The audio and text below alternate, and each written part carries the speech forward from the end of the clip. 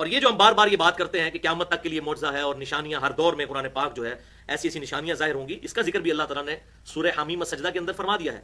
سنریہم آیاتنا فی الآفاق وفی انفسہم حتی یتبین لہم انہ الحق،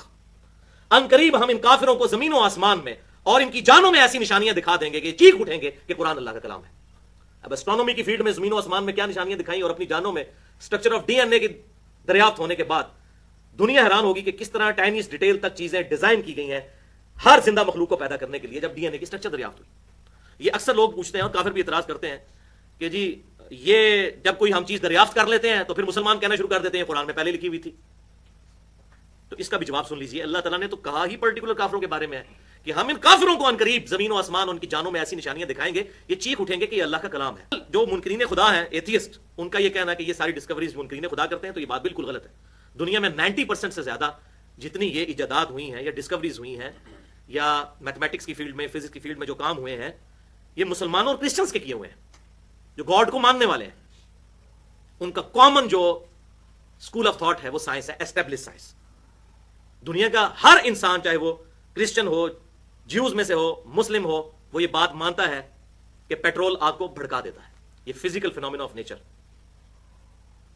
1748 سے پہلے تو زمین میں تیل دریافت ہی نہیں ہوا تھا، پہلی دفعہ 1748 میں امریکہ کی اسٹیٹ پنسلوینیا کے اندر پہلا تیل کا کنواں نکلا۔ یہ ہم جو بخاری اور مسلم میں وہ تیل کا سنتے ہیں نا، وہ تیل سرسوں کا تیل اور باقی تیل ہوتے تھے کھانے والے جس کے ساتھ دیے جلائے جاتے تھے، مٹی کا تیل نہیں ہوتا تھا۔ مٹی کا تیل تو آج سے تقریباً آپ سمجھ لیں کہ 300 سال پہلے کی دریافت ہے، پیٹرول اور یہ ساری چیزیں، اور ہمارے عرب ملکوں میں تو 1960 کے بعد تیل کے کنویں دریافت ہوئے۔ تو اب یہ پوری دنیا کو یہ بات پتہ ہے۔ اسی طریقے سے جتنی چیزیں جو فزیکلی پروف ہو چکی ہیں اور الحمدللہ کئی ایک چیزیں قرآن کے ساتھ میچ بھی کرتی ہیں جو میں نے اپنے لیکچرز میں وہ بتائی ہے، خصوصاً who is Allah in the light of latest scientific facts, مسئلہ نمبر 60 کے نام سے میری اہل سنت پاک .com پہ گفتگو ہے، اس میں میں نے ڈیٹیل کے ساتھ یہ تمام ڈسکوریز بتائی ہیں۔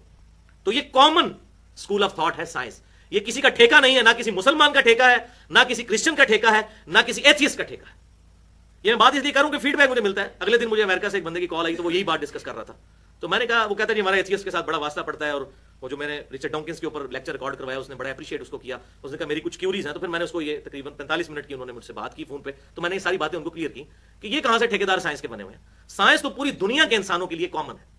قرآن پاک میں اللہ تعالیٰ نے سورۃ البقرہ میں